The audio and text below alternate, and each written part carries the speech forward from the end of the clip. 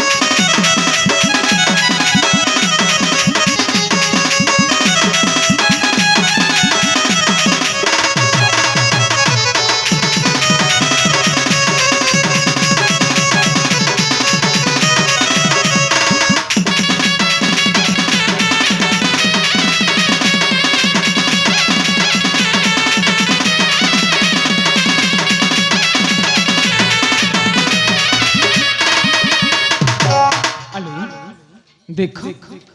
hello ससुर बुंदे तुम मो पाहिले जने राजकुमारी आ तांको पाइना जने राजकुमार खोजी बोलो मु तांकर योग्य नुह बुझी पारछ त ए वीरा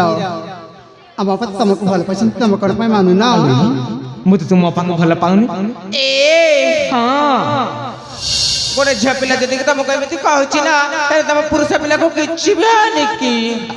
पुरुष पिला बोले कोन मते किछि हे जिवो किलो हाय जी मामा काहे की हबो काहे के हबनी और काहे की हबो काहे की ना पुआ पिला ना भारी छोटा वो पिला ना भारी छोटा हां अच्छा पिला कोन बड़ बड़ म अले हां तुम अपा वर्तमान बुझिबा अवस्था रे नांतिलो काहे के जानि छ ना काहे की से तुमको भला पाउछंती मा हेले मु तांको भल पाइ निलो काहे की मा अले तांको पाइ जने राजकुमार खोजी बोलो मु तांकर योग्य नुह तमे तांको राजकुमार अले ए ससुर बुंदे सुनि पारछ नाही मु सुनि पारछु तुमर पालु राजकुमार मुनु है योग्य तांकर तुमर मपा लागे खोजी बोलो तुम मिली बे राजकुमार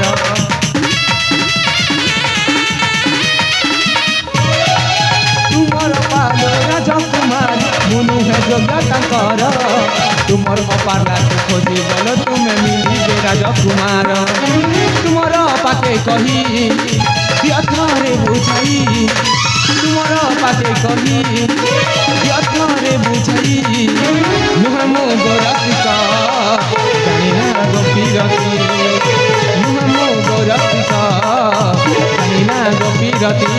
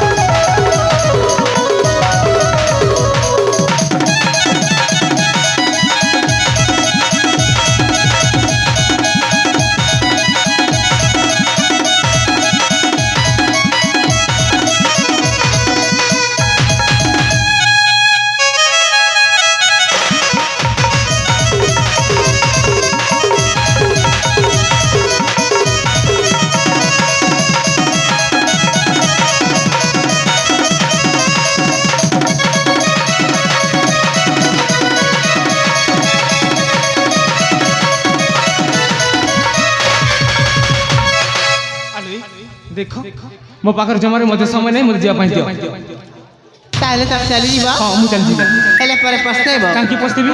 କାହିଁକି ନା ମୋ ଭଳି ସୁନ୍ଦରୀ ଝିଅ ତମକୁ କୋଉଠି ମିଳିବେନି ଜାଣିଛ ମୁଁ ତୁମକୁ ହିଁ ଚାହୁଁନି ଲୋ ତାହେଲେ ବୁଝିପାରୁଛ ହଁ ଖାଇବ ଛେନା ଗୁଡ଼ ଯାଅ ତାହେଲେ ମୁଁ ଚାଲି ଯାଉଛି ମୋର ରାସ୍ତାରେ ଆଉ ତୁମେ ମୋତେ ଚାଲିଯିବ ତୁମ ରାସ୍ତାରେ ଆମେ ଯୁଆଡ଼େ ଗଲେ ତମେ କ'ଣ ଯାଉଛି ତମେ ଯାଅ ମୁଁ ଚାଲିବି ପସ୍ତେଇବ ହିମା ଚାଲିଗଲାରେ ସତ ଦେଖିଲୁ ହଁ ଦେଖିଲ ମୁଁ ତାକୁ କେତେ ଭଲ ପାଏ ଆସେ ମତେ ଏକାଥରକେ ପାଦରେ ଗୋଇଠା ମାରି ଢସ୍ କିନା ଚାଲିଗଲା ସତେ ହଁ ଲୋ ଦଶକିନା ନେଇ ମାଠ ଫୁସକିନା ପଳେଇ ଗଲେ ସେ ଯାହା ହେଉ ଏଇ ଦେଖିଲ ଆମ ରାଜ୍ୟରେ ଦେଖାଗଲାଣି ହଲୋ ଏଥର ଯାଇ ପିତାମାତାକୁ ସାକ୍ଷାତ କରି ଚାଲିଯିବା ସେ ମା ଇଷ୍ଟଦେବୀ ମା ବନଦୁର୍ଗାଙ୍କ ମନ୍ଦିରକୁ ପୂଜାର୍ଚ୍ଚନା ପାଇଁ ହଲୋ ଯିବା ତାହେଲେ ଯିବାଲୋ ହଁ ଲୋ ଚାଲ ଚାଲ ମା